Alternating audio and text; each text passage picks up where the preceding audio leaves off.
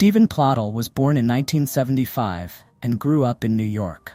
His early life was marked by a troubled family environment, which some believe contributed to his later behavior. Steven's childhood was not easy. He experienced various forms of instability and dysfunction within his family. These early experiences likely played a role in shaping his personality and behavior in later years. In 1995, at the age of 20, Steven met 15-year-old Alyssa online.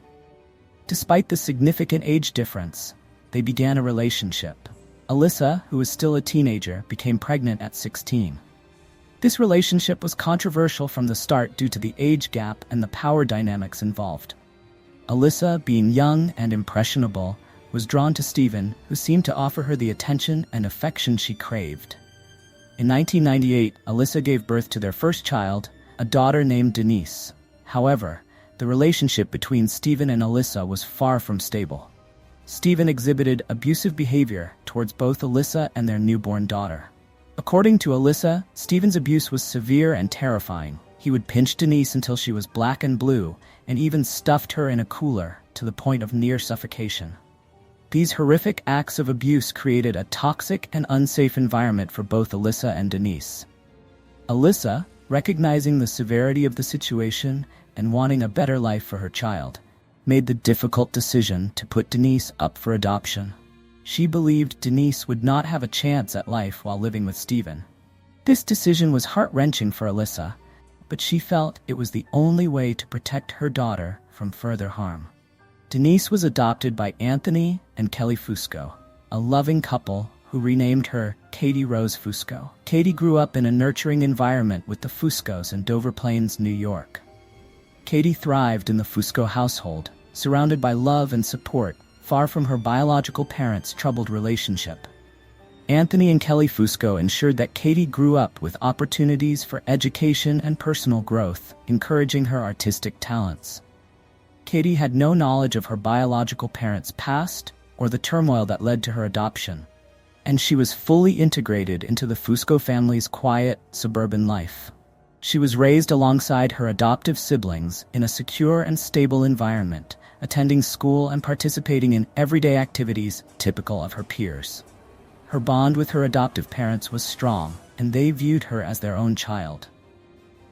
Katie's adoptive parents, however, kept her birth details private, and it wasn't until she turned 18 that she became curious about her biological family. This curiosity is common among adopted children, who often seek to understand their origins and connect with their biological families. Before we continue, subscribe now for more gripping true crime stories. In August 2016, when Katie was 18 years old, she decided to reach out to her biological parents. She found Steven and Alyssa on Facebook and initiated contact. This decision set off a chain of events that would have tragic consequences. Katie's adoptive parents, Anthony and Kelly Fisco, supported her decision to reconnect with her biological family, believing it would provide her with a sense of closure and understanding. Katie moved in with Steven and Alyssa in Knightdale, North Carolina. Initially, the reunion seemed positive. Katie was eager to learn about her biological parents and build a relationship with them. However, the dynamics within the household quickly became complicated. Steven's abusive behavior resurfaced, and Alyssa, unable to tolerate it, moved out of the family home, leaving Katie and Steven alone together. Without Alyssa's presence, the relationship between Steven and Katie took a disturbing turn. Steven began grooming Katie, and their relationship became sexual. This development was deeply troubling, given the biological connection and the significant age difference between them. Steven's manipulation and control over Katie were evident as he isolated her from her adoptive family and exerted his influence over her. In May 2017, Alyssa discovered the nature of their relationship and that Katie was pregnant. Horrified, she reported the situation to the police. Steven and Katie were arrested and charged with incest, adultery, and contributing to the delinquency of a minor.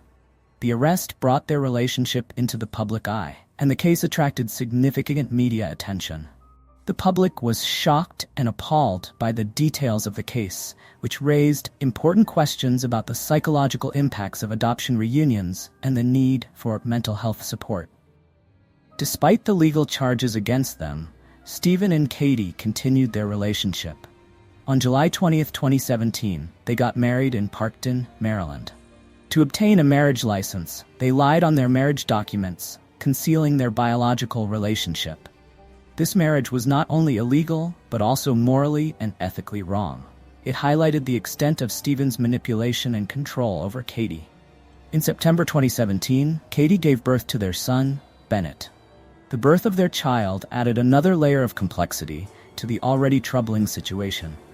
The couple continued to face legal issues due to their incestuous relationship. The authorities were closely monitoring them, and the case attracted significant media attention. The public was shocked and appalled by the details of the case, which raised important questions about the psychological impacts of adoption reunions and the need for mental health support. Steven and Katie faced multiple charges, and their relationship was scrutinized by the media and the public. Mental health professionals emphasized the importance of providing counseling and support to adopted individuals seeking to reconnect with their biological families. Steven's psychological state began to unravel further after their arrest. His obsession with Katie, already unhealthy and manipulative, grew more intense as he realized that Katie was beginning to distance herself from him.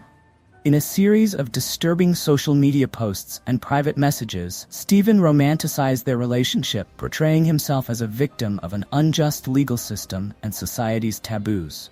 He was unable to accept that Katie, now more aware of the wrongness of their relationship, wanted to move on with her life. By early 2018, Katie had started to pull away from Steven, and the realization that he was losing control of her sent him into a tailspin. His mental instability, already evident in his controlling behavior and violent outbursts, reached a breaking point. On April 11, 2018, the situation reached a tragic climax. Steven murdered their 7-month-old son, Bennett, in Knightdale, North Carolina. He left a note for his mother, confessing to the crime and expressing his despair. The murder of Bennett was a horrific act that underscored Steven's instability and the dangerous dynamics within the family.